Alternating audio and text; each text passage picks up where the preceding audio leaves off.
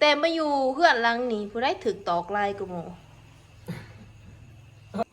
ตอนนั้นริมอยู่โอ้ยังริมเลยบอกเห็นยังเพจเก็บยังแรกเลยกับมันอันนี้ยังริมมาอยู่ที่นอนมาระวังอยู่ไหนซาแพะสิไข่อีกนะไข่ไข่ดูไข่ย้อนไข่ย้อนพวดตอกนี่เจ้าหน่อยก็ไข่ย้อนพวดตอกอีแล้วนี่เอาสบายดีเนาะทุกคนเนาะมื้อนี้ก็มาหาบ่าวสุกมาเล่นน้ำเพิ่นมื้อนี้แต่ก็เพื่อนข้างๆเพิ่นก็ปิดประตูนอนหมดแล้วเนาะบ่าวสุกเพิ่นนอนแล้วบ่บ่าวสุกบ่าวสุกบ่าวสุกทุกคนอัดประตูอันนี้ถ้าละนอนเนาะย่างบ่าวสุกไปใส่นอนหอมปลาซอสใส่นอนอยู่ห้องแม่คือเขานอนแต่เว้นแต่ว่าเอิ้นเพิ่นบ้างน่ะซุปไอ้ซุปนอนนะบ่มีคนมาหาตะเกาะมากวนแล้วมาผู้เดียว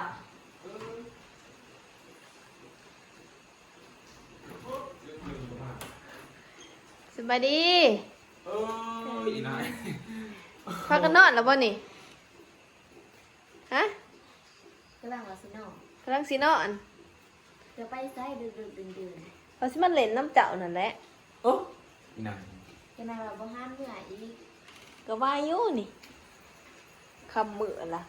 ก็คือไปอยู่ข้างอยู่ข้างนอนนานๆเอ้ยคิดยังมันเล่นน้ำเจ้ามื้อนี้อยู่กับเมียก็เป็นอยู่กำลังสินอนเนาะ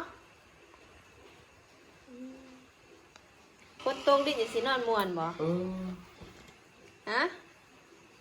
เรากำลังไซม์บ่มื้อนี้นั่น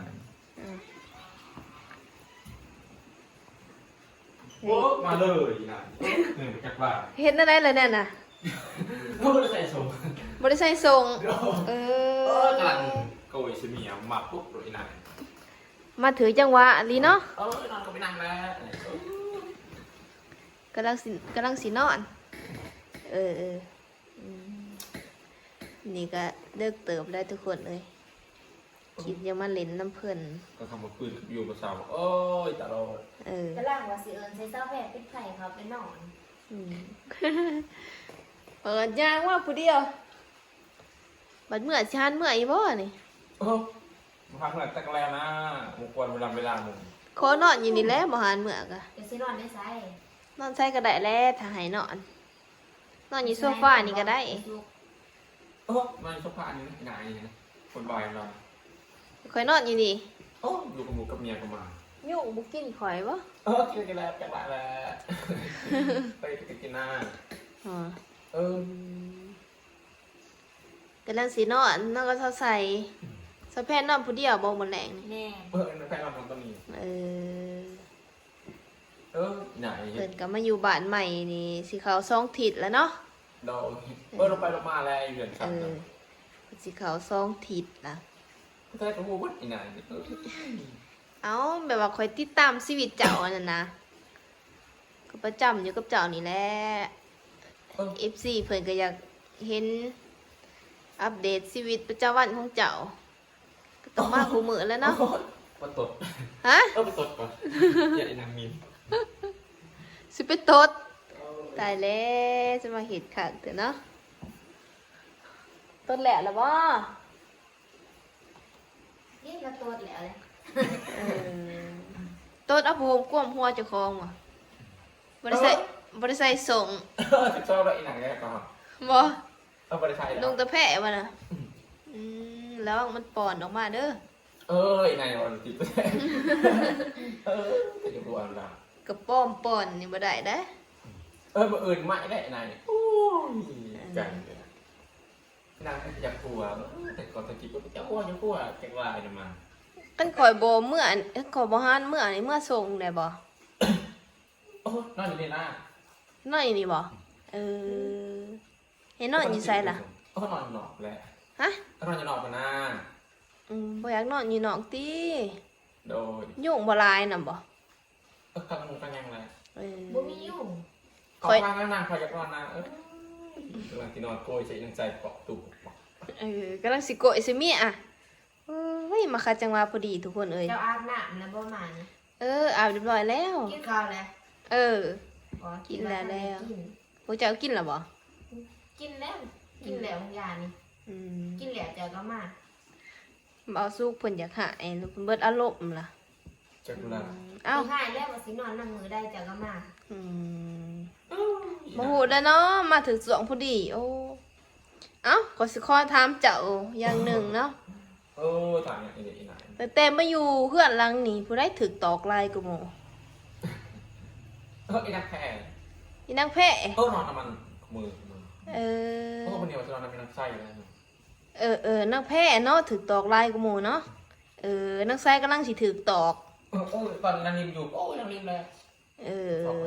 กับเพจเก็ตกำแรกกับมัน เออ อันนี้นางริมมาอยู่ที่นอนมา ระวังอยู่ไหนซาแพ้สิไข่อีกนะเออ ไข่ แพ้ไข่ดู ไข่ย้อน ไข่บานัง ไข่ย้อนพวดตอกนี่จังหน่อยก็ไข่ย้อนพวดตอกอีแล้วนี่ ตอนนั้นนอนนำหัวใจทำไงเปิดได้ปัวน างริมกะพัวนอนน้ำลายก็ยัดมาหาแม่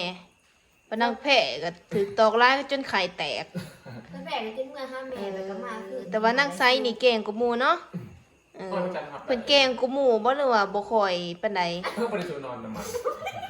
บ่ได้ค่อยสู้นอนนำเซาไซเนาะเออ นักแพ้เลย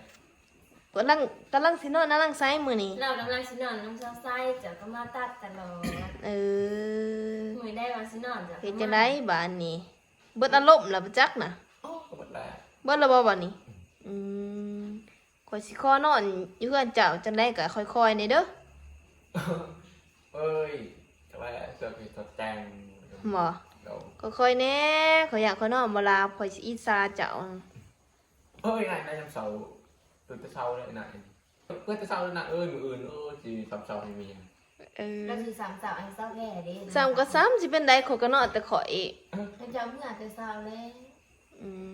ข่อยบ่อยากปลุกเจ้าติสิเป็นแต่เช้าก็ให้กินข้าวกินน้ำก่อนบ่ได้บ่ บ่มีแนวกินเด้เดี๋ยวนี้ บ่ ยังมือเหือนมันนอนมือเหือน บ่ม่วนบ่อยู่นี่เป็นอะไร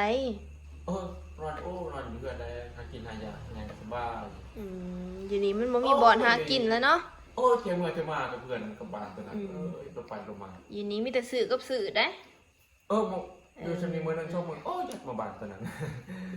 แล้วคิดฮอตทางนั้น กินหอทางนั้นเนาะก็คอยเมื่อยามเห็นจังไรสนะออกมาอยู่นี่ก็สบายไปจังหนึงอยู่บ้านนอกเฮามันก็ม่วนหั่นแหละหากินหาอยากตามธรรมศาสตร์เนาะมาอยู่นี่สิหาหยังมีแต่สื่อกับสื่อแหละ แล้วอยากนอนนะ มาคัดจังว่าเพื่อนทุกคนมื้อนี้กำลังว่าสินอนกับนางใส่ตีมาคัดจังว่าข่อยก็มาถึกสวงอะลีห่วยสิไปใส่ละบัดนี้ ขานอนนอน สิไปนอนล่ะ แล้ว ทุกคนบอกกันอยู่ดีๆเพราะว่าเขานอน มาตลอดเป็นวันสุดมาตายกระดอ แต่ข่อยนอนอยู่นี่แหละแซ่ข่อยนอนใส่ละบ่สุก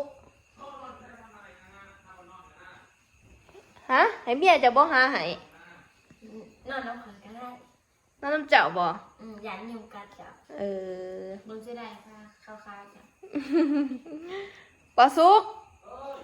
นอนแล้วบ่น่ะข่อยสินอนน้ำนั่งแพ้เด้อ